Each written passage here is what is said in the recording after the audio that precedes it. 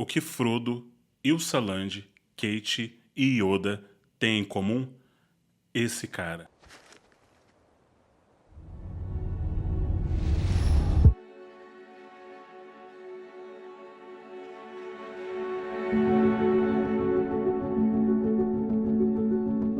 You know what the happiest animal on earth is? It's a goldfish. You know why? No. It's got a 10-second memory. Be a goldfish, Sam. Talvez você não tenha assistido a série do Ted Lasso, mas com certeza você já ouviu falar nesse nome e já viu essa cara pela internet. E o motivo pelo qual ele se tornou tão famoso vai te surpreender. Ted Lasso, ele foi a série mais vista da história da Apple TV. E inclusive foi a série mais vista do seu tempo, se você excluir as séries da Netflix, o que é um número surpreendente, porque ele bateu recordes atrás de recorde. Mas como que esse personagem conseguiu ganhar tanto destaque? E por que personagens como Ted Lasso se tornaram a exceção em Hollywood? E nesse vídeo você vai entender como que os escritores podem ressuscitar personagens como Ted Lasso e Aragorn, porque sim, esses personagens morreram. O arquétipo desses personagens não está mais sendo representado no cinema, ao menos não com tanta frequência. Eu estou falando do herói clássico. Nesse canal eu já mencionei algumas vezes como que os escritores criam anti-vilões e anti-heróis. Se você ainda não viu esses vídeos, vou deixar aqui no card, mas basicamente ambos acreditam que os fins justificam os meios. Então, ambos os personagens são construídos em cima de questões morais. E tem muitos personagens que a gente ama e que são assim. Por exemplo, Thomas Shelby do Peaky Blinders, e eu ainda vou fazer um vídeo do Peaky Blinders, não se preocupe. Tony Soprano de Sopranos, Don Draper de Mad Men, Dexter, Walter White, Rick Sanchez. E se a gente for falar de antivilão, a gente tem Thanos, Killmonger, Magneto, o Pinguim, Lotus, enfim, o que não faltam são exemplos de anti-heróis e anti-vilões. Mas sabe o que é que tá faltando? Heróis e vilões clássicos. E sabe por quê? Por conta de uma mentira. Uma mentira que foi repetida tantas vezes que ela não se tornou verdade, porque não é assim que funciona. Você pode repetir uma mentira quantas vezes você quiser, ela não vai ser verdade, porém, ela conseguiu enganar muita gente. A mentira é: personagens complexos são moralmente ambíguos. Eu já vou falar por que isso é uma mentira, mas antes eu quero que você conheça dois personagens: George Bailey e Atticus Finch, dos filmes A Felicidade Não Se Compra e O Sol é Para Todos. E se você ainda não viu esses filmes, eu recomendo que você o faça o quanto antes e também leia o livro O Sol é Para Todos, da Harper Lee, um clássico, uma grande obra. Mas o que esses dois personagens têm em comum? Ambos são muito íntegros.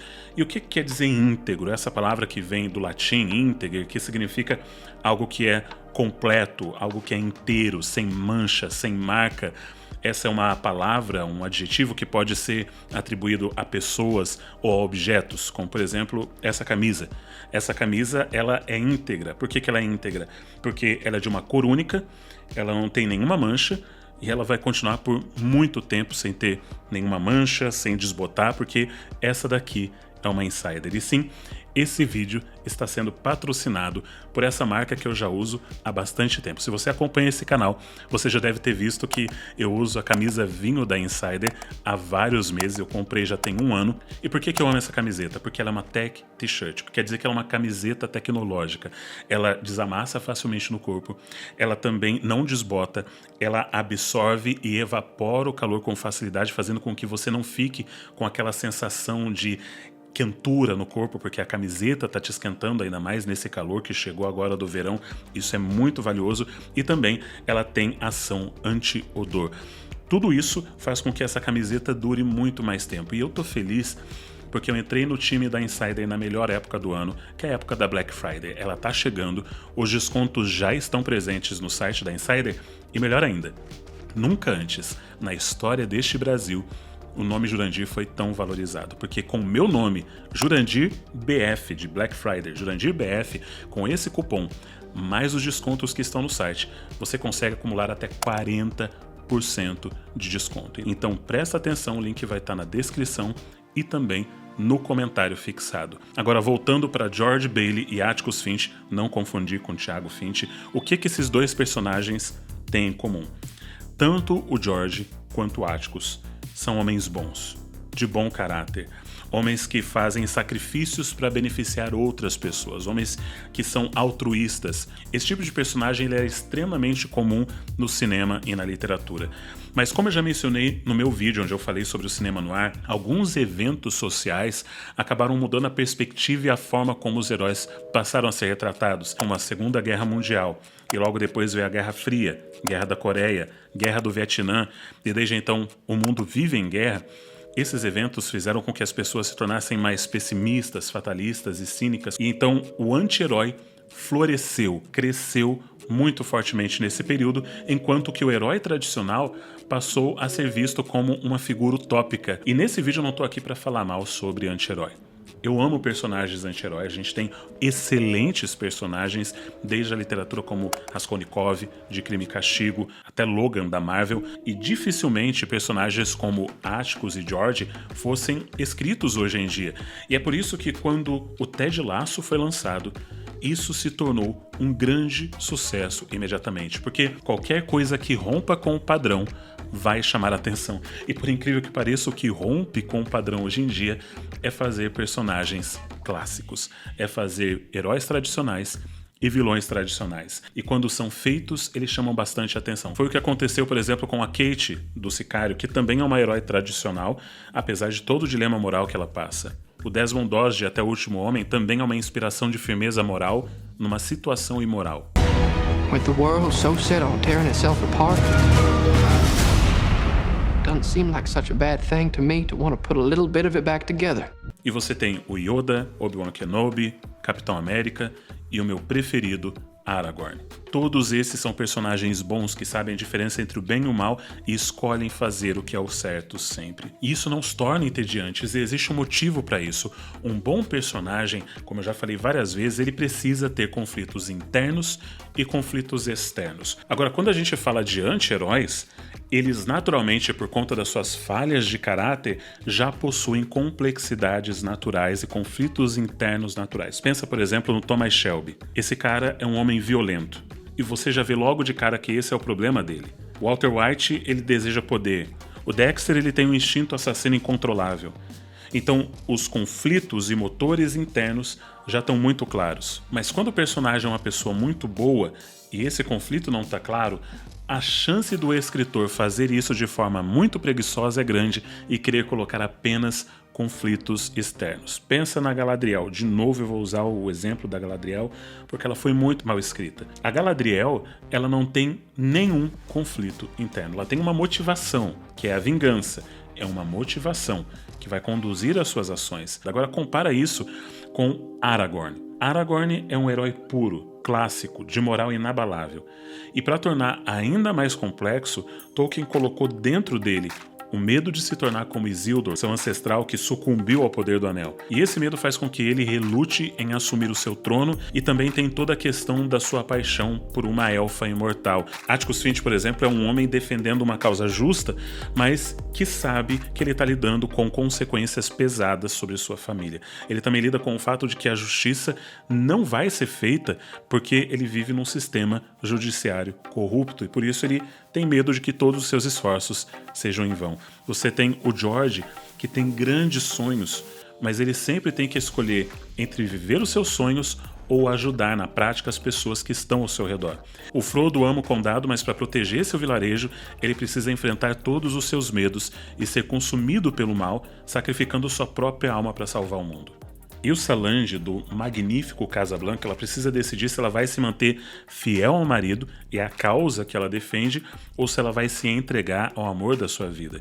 Ou ainda, esse cara. You gotta decide whether you're a wolf or a sheep. Dia de Treinamento é um estudo de personagem muito interessante. Você começa acreditando que o Alonso é uma espécie de anti-herói e você justifica as ações dele acreditando que num mundo corrupto você às vezes precisa agir de forma corrupta para exercitar a lei. Um tema que também é mostrado de forma muito clara em Los Angeles, Cidade Proibida. Enquanto isso, Jake, que é o herói, ele é retratado como bobo, inocente, alguém que é idealista demais e portanto é ineficaz. O carisma do Denzel Washington é tão grande que a gente acredita e vai tentando justificar as ações dele a todo momento, até que chega o momento que a gente percebe, peraí, essas não são as ações de um anti-herói. Essas são as ações de um vilão. E de repente a história muda. Aquela que era uma história sobre um anti-herói e um bobinho, agora é a história de um herói tradicional e um vilão tradicional, fazendo com que a gente perceba a necessidade de homens íntegros para se oporem a vilões corruptos. E sim, a gente também precisa de vilões tradicionais. Nem todo vilão precisa ter as suas ações ruins justificadas. E isso acontece porque os escritores acreditam também na mentira de que bons vilões precisam criar algum tipo de empatia com o público para que eles se tornem complexos. Mas isso é uma mentira. É só ver Anton Chigurh. What's the most you ever lost on a coin toss? Sir? The most you ever lost on a coin toss. Esse cara é um psicopata sem nenhum traço redimível. Ele simplesmente é um cara violento e cruel. E ainda hoje existem debates até mesmo em academia, onde as pessoas tentam entender o real significado, o simbolismo, principalmente como ele foi retratado no livro de Cormac McCarthy, o verdadeiro significado por trás de Anton Chigurh, porque ele consegue ser um personagem extremamente complexo, apesar de ser um vilão sem nenhuma capacidade de redenção. Você tem vários exemplos como esse, inclusive recentemente na série The Boys, o Homelander é um vilão puramente mau, ele não é um anti-vilão, não existe nada para você justificar ali, e isso não o torna menos interessante. Todo mundo quer saber o que ele vai fazer, todo mundo tem medo do que ele vai fazer, e ele é um exemplo perfeito de vilão. E vilões tradicionais, eles são muito úteis para ajudar a enfatizar a personalidade do protagonista. Olha o caso de Cavaleiro das Trevas. A primeira cena do filme é sobre o Coringa. Os primeiros minutos do filme vemos apenas as ações do Coringa. O Coringa é um vilão tradicional que sente prazer no caos, mesmo que isso gere a morte de inocentes. E através do Coringa, a gente consegue entender a personalidade do Batman. Bons vilões conseguem fazer isso. Eles conseguem fazer com que o caráter do personagem principal seja desafiado, como acontece no caso do Cavaleiro das Trevas, onde o grande desafio no final é saber se o Batman se tornaria naquilo que o Coringa era, um agente do caos. Todos esses são vilões e heróis tradicionais, e nem por isso eles são menos interessantes ou menos complexos. Isso porque uma pessoa, para ela permanecer boa e honesta em um mundo ruim, mau e desonesto, exige-se muito mais dela de caráter, força de vontade, ela vai enfrentar muito mais lutas, muito mais desafios na sua vida do que simplesmente chutar o pau da barraca e ser mais um na multidão fazendo as coisas erradas. Eu não sou nem um pouco otimista, eu acho que a gente vive num momento entrópico da sociedade onde as coisas estão indo de mal a pior. Mas eu acredito que, apesar de ser necessário termos personagens, vilões e também heróis que reflitam esse momento social entrópico no qual vivemos, também é necessário que tenhamos personagens que reflitam ideais, que reflitam aquilo que o ser humano pode ser e aquilo que todos nós queremos ser. E aliás, todo o arco da luta do Ted Lasso na série é de se manter otimista, com alto astral e com moral inabalável diante de um mundo cínico que o vê apenas como um bobo da corte. Mas quando ele faz isso, quando ele permanece fiel a quem ele é, ele consegue inspirar todas as pessoas ao seu redor para que elas sejam melhores. Então, não apenas eu acho que existe espaço para esses personagens hoje em dia, eu acredito que eles sejam necessários. Nem todas as ações ruins precisam ser justificadas o tempo todo. Nem todo herói precisa ter manchas de caráter profundas.